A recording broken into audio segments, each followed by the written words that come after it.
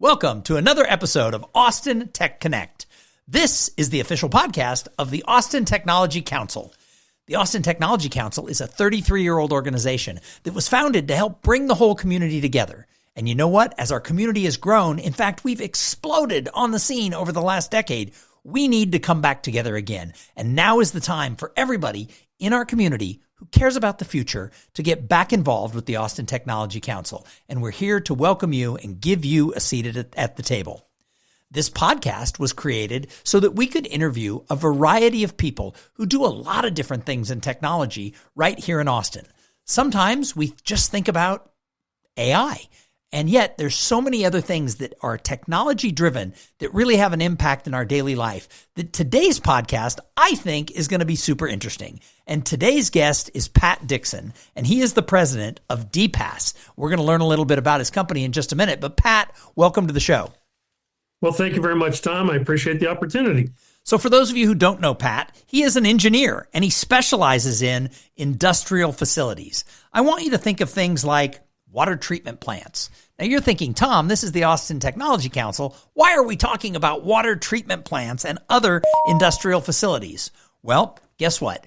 Tech is everywhere, and technology is a really big, important part of what goes on because they have totally automated systems that control everything, all the valves, everything that happens, and therefore their security is really important.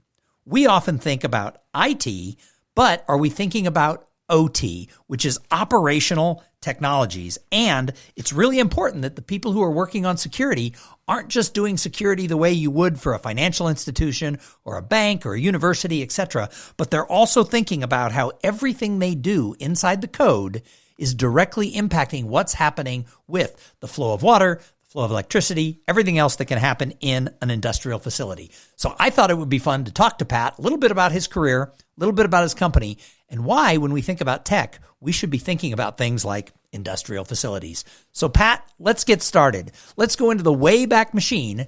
You're an engineer. Where'd you go to school? What did you study in engineering? And how did you get sort of on the path that you're on? I went to college at Miami University, and if you guess the right state, Oxford, Ohio.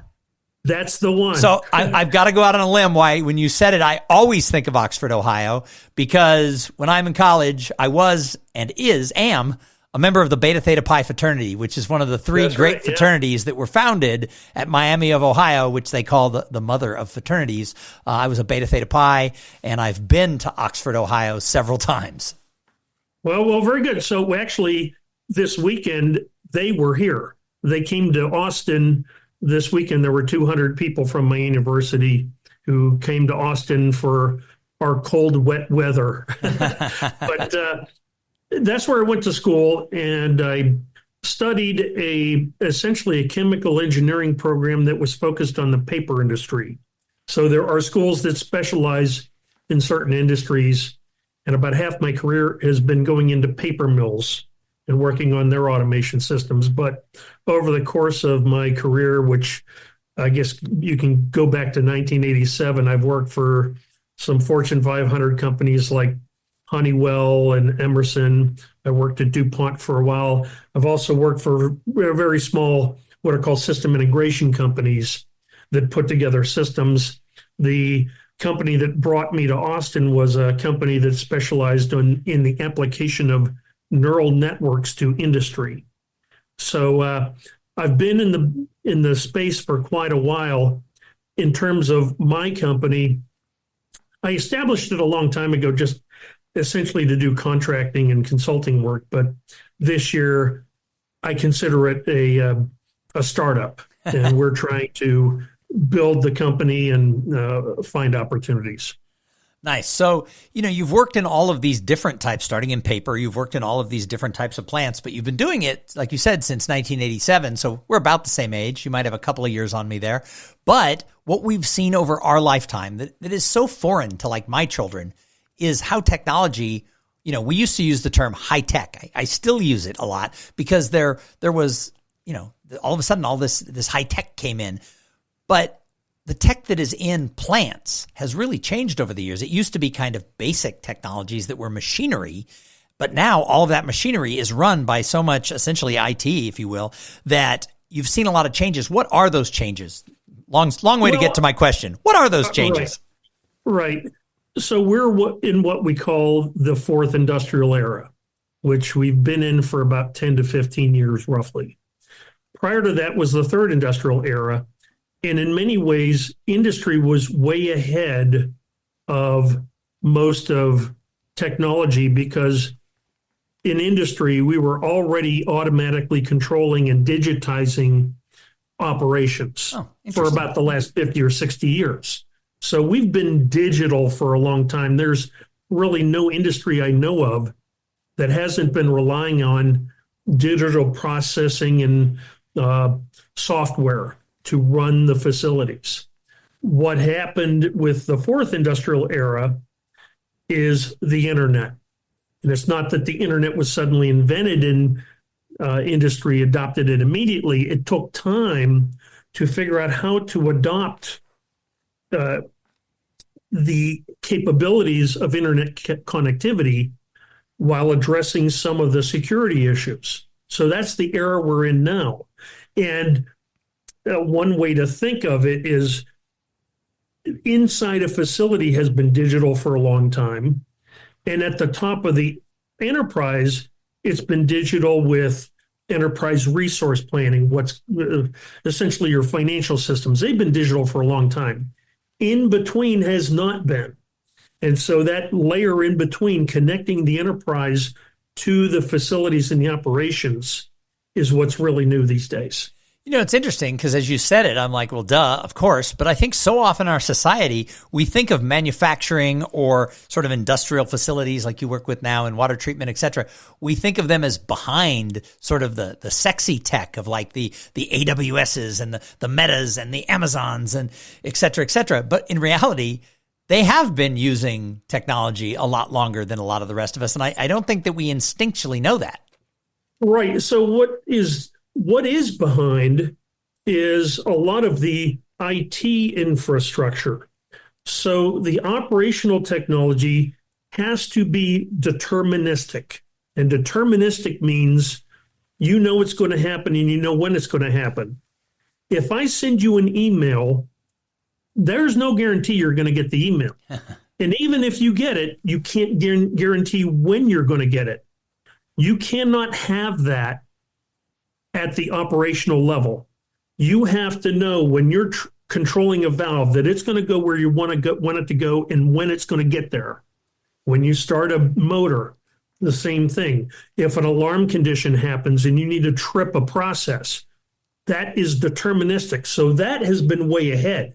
What's been behind is the IT component of manufacturing. So that's in the fourth industrial era, that's part of the challenge. So it's interesting. You talk about email as the example. I have a friend who worked in internet services in the early days of email, and he always was very clear to people, especially once it became ubiquitous and we all started using email. He said, you have to remember that email is a best effort communication tool. Just because I send it doesn't mean you're going to get it. Doesn't mean it's not going to get stuck in a pipe or sent to your spam folder, etc. And so often these days we just assume, well, I sent you an email.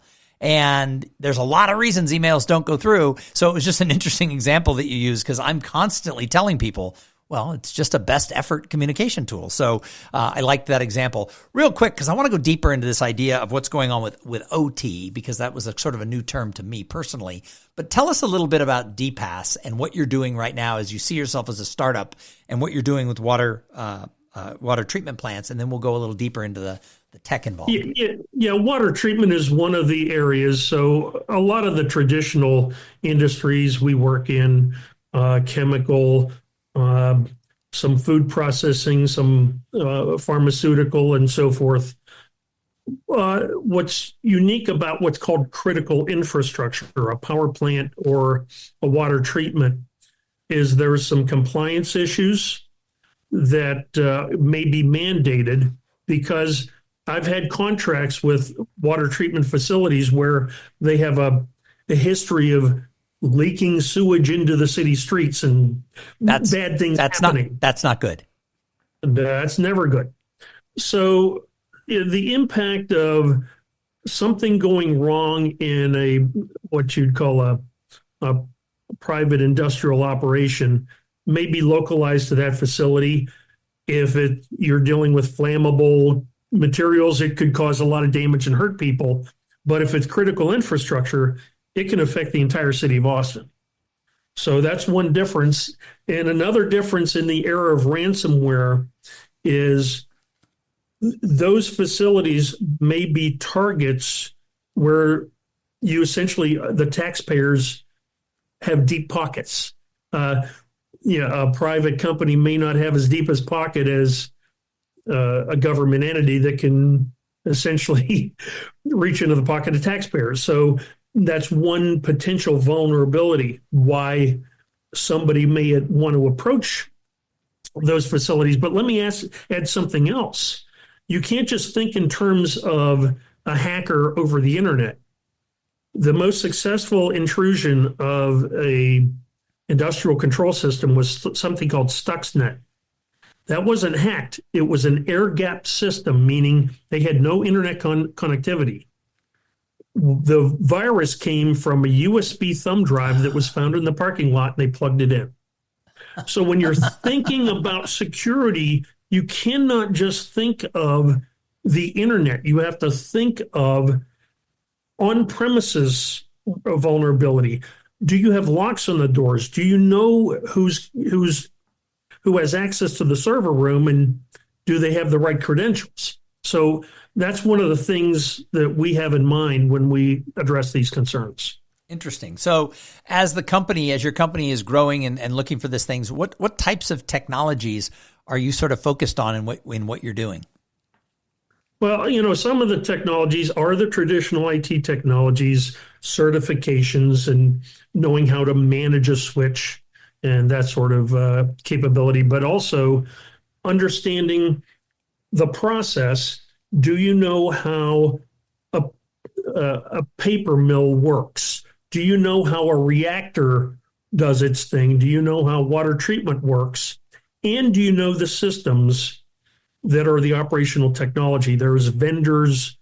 I'll give you a few names like Rockwell, Honeywell, Emerson, Siemens. If you know those systems, that's kind of the combination of skill sets you need to have to do the work. So let's dive a little deeper into this whole idea of cyber threats and other technologies that directly impact these industrial type facilities. And what's different? We touched on it a little. What's really different about them than a bank when it comes to their sort of tech? Right. I'll give you an example. There was a very large Fortune 500 company that had a ransomware attack. So they responded at the corporate IT level, and they locked some things down. What it ended up doing, I went to a facility where they said, hey, our system's not working anymore. It wasn't the system that wasn't working, or it wasn't the instrumentation that wasn't working. It was they didn't realize that the lockdown effort they implemented essentially turned off the data communication capability at the operational level. There's certain protocols that can be affected if you don't understand the impact of what you're doing. So those are some examples. And in that example, it affected instrumentation, but you can imagine how bad it can be if suddenly somebody cannot get access to their motors and their valves. That if you're locked out of that, then you're in real trouble. So, Austin is one of these cities. We have a lot of different verticals in our technology. And one of the big ones that's growing and we really have a presence is like financial technology, fintech. And so there's a lot of companies out there who are trying to build technologies for the financial industry, be it banks, be it financial institution, be it credit unions, et cetera. And there's been some real big successes in Austin and around the country of companies that have really focused on this.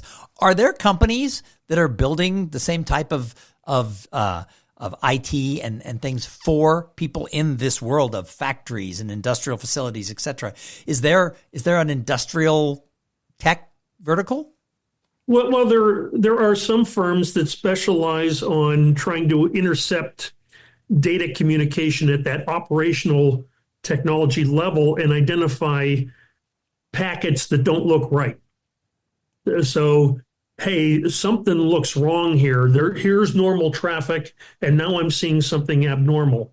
So there are tools like that that can be applied, but a lot of it, and I've done some of this work, is to just audit what you have. I've gone to power plants to give an audit of what uh, what computers do they have, and what are the IP addresses, and just understanding the potential threats. Because if you don't know what your assets are, then you don't know what your vulnerabilities are. So, I always think whenever I interview anybody, I'm hoping that there's some future entrepreneur who's listening who gets inspired by something. So what is not being paid attention to in the world that you live in that needs to still be invented? Well, I don't know about invented, because I touched on this before. I think a lot of people are paying more attention to the internet security and not as much to the on-premise security, like the USB drives and who can have access to systems. But frankly, the thing that I run into most is people not understanding the investment that's required to maintain what they have.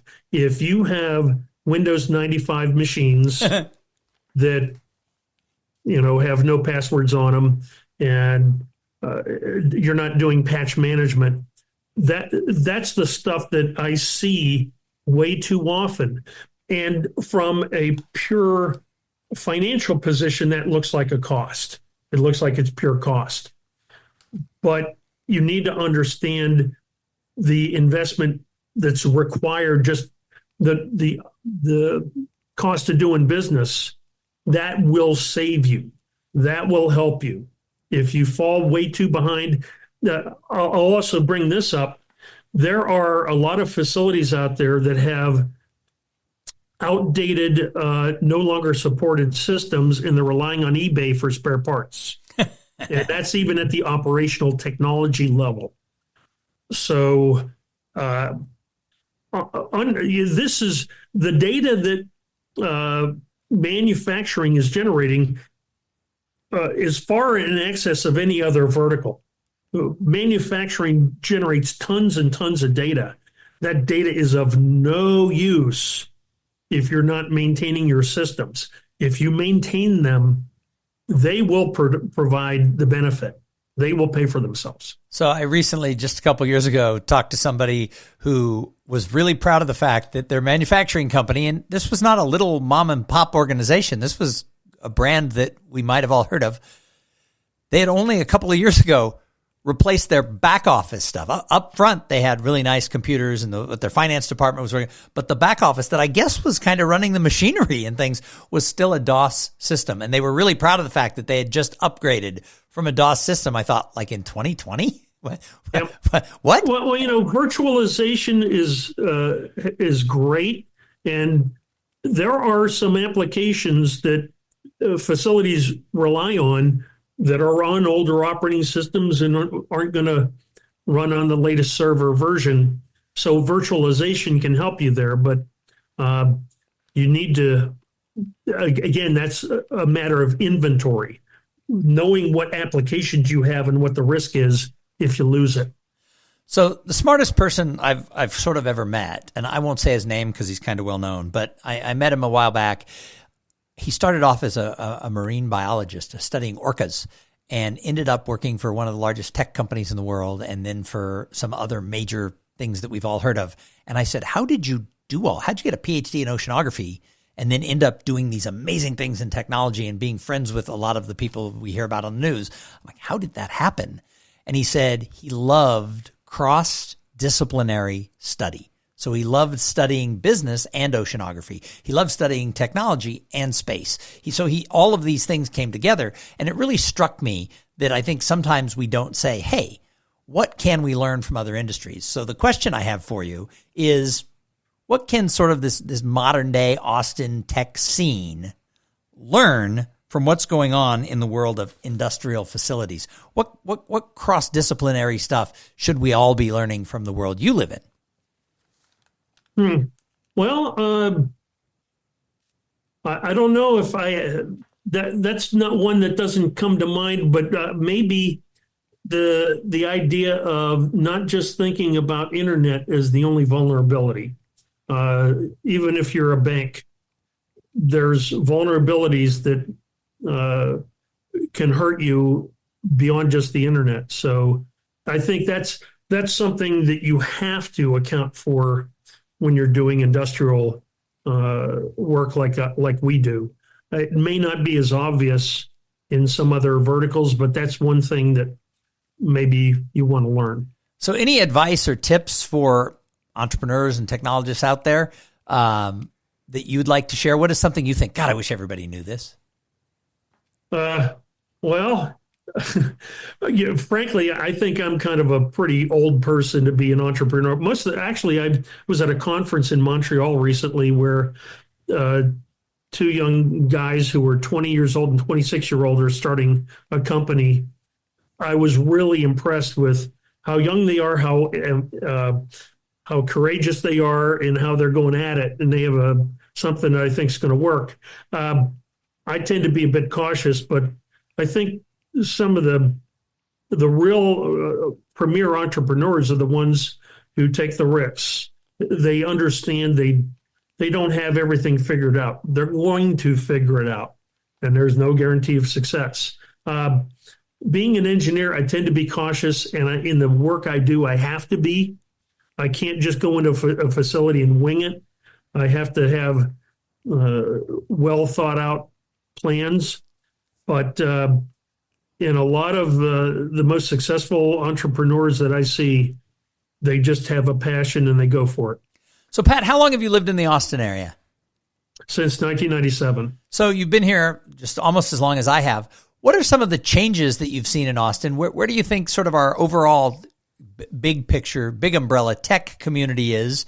And what do you think the future looks like? Well, certainly the buildings are getting taller. I was pointing out all these people from Miami University that came in, and I showed them the Frost building, and I said, that used to be the tallest building. Yeah, it's dwarfed now, yeah. But certainly we have some demands on infrastructure, on power and water. Water is a big one. And so how we get past that challenge, that's, I think, something that's potentially going to limit our growth and really hurt us if we don't do it right. So I appreciate you being a guest here on Austin Tech Connect. Any final thoughts? No, I really appreciate the opportunity and look forward to seeing everybody at the Gateway event in a few weeks. Nice. By the time this airs, Gateway will have already happened. So for those of you who didn't make it to the Gateway Happy Hour on March 4th, I hope you have a lot of FOMO because I'm predicting it's going to be an awesome event. And Pat, I look forward to seeing you there. We will talk more at that time. Thank you very much for being on the show. Thank you. And thanks to everybody who tuned in and listened. Listen, I say it every single time. Why would we do the podcast if we didn't have an audience? So do me a favor. Tell all your friends about Austin Tech Connect. And if you know somebody who we should have a conversation with, who has a unique perspective about their company, about technology, or about Austin, please make the introduction because we're always looking to interview interesting people from different areas of technology in Central Texas. So make sure that you're tuning in every week, and we hope your company is supporting the Austin Technology Council. I believe the best days of Austin are still ahead, but we have to remember we are still a growth-oriented region. We are nowhere near done, and we need to come together and really work to make sure that the best days of Austin are in our future. We'll see you next week.